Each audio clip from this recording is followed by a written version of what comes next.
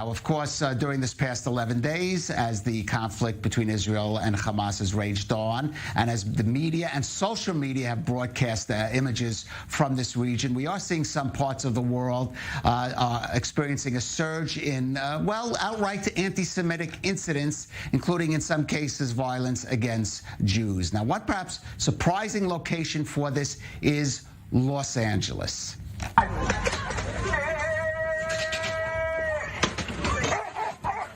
Now, that incident looks like it could have taken some of the communities in Israel in the last few days. That was actually captured on video, reportedly showing a car full of Palestinian sympathizers attacking two Jewish men dining outside a restaurant in West Hollywood.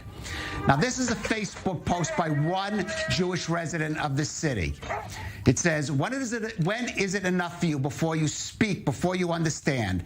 Last night in Los Angeles, people driving around my neighborhood demanding to know who is Jewish and then beating them up, chasing Jews, walking in my neighborhood with their cars. My son's school sending out security notices because the kids at the school are Jews. Let that sink in. Here, I'll break it down for you. Los Angeles kids, Jewish, under attack. Well, joining us now is the author of that Facebook post, Erin Alkabis, the executive director of the National Events Department at Stand With Us, the pro-Israel advocacy organization, and she speaks to us from Los Angeles. And Erin, thanks for joining us. Well, that post sounds quite alarmist, but so was some of the footage that we just saw and that you've been posting. What is the situation there in Los Angeles?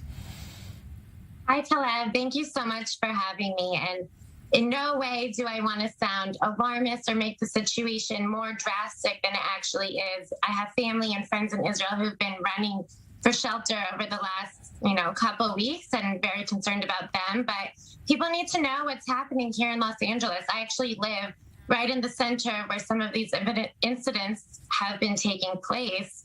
People going around, they're not saying who's a Zionist, who cares about Israel, which of course we do, but saying, where are the Jews? Who's Jewish? And attacking Jews just eating at a sushi restaurant in the middle of Los Angeles on a Tuesday evening.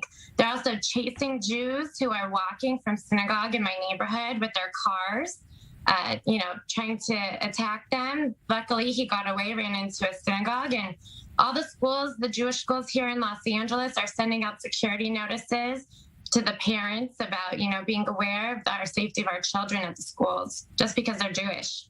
Right. Now, how are these incidents? We do have reports that incident at that restaurant is being proved as a hate crime. But give us a sense of how these incidents are, the reaction, both in the Jewish community and outside in the media there among authorities, that this general discussion on them.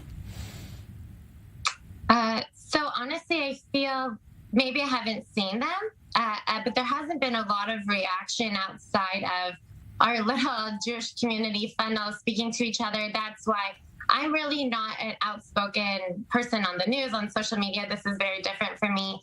But I did feel it was important to share this and let people know what was happening, because I wasn't seeing outrage. I wasn't seeing people really speaking up, especially in the news and in mainstream media, where they've been so eager to attack Israel's actions and things that have been happening, but not eager to show what's happening to Jews in their own cities. Right. Now, you say you're not outspoken on social media, but certainly Stand With Us, the organization you work for, is outspoken for American Jews to be willing to express their support for Israel, not to be intimidated. I want to look at a tweet of someone who is certainly outspoken on social media.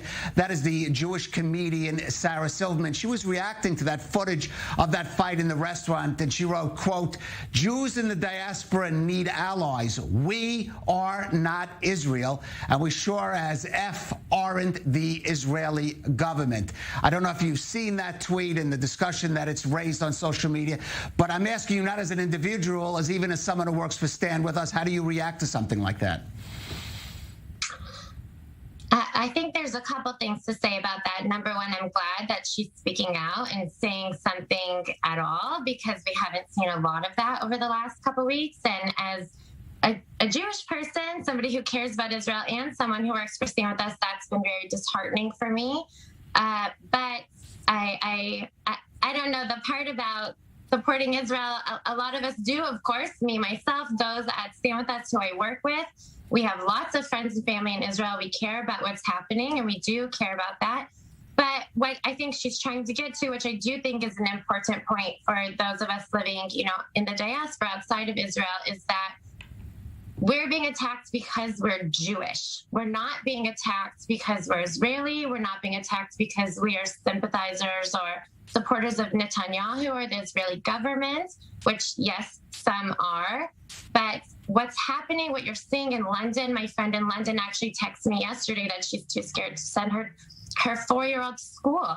And I had multiple friends yesterday in Los Angeles didn't want to send their kids to school only because their kids are Jewish. And that's what we're trying to say, is that a lot of, that misinformation out there is saying, oh, we're just criticizing Israel. We're just criticizing a government. But no, when you really look at it, it's not anti-Israel. It's not anti-Zionist. It's anti-Semitic. It's anti-Jewish. And that's what we really need to show people what's happening.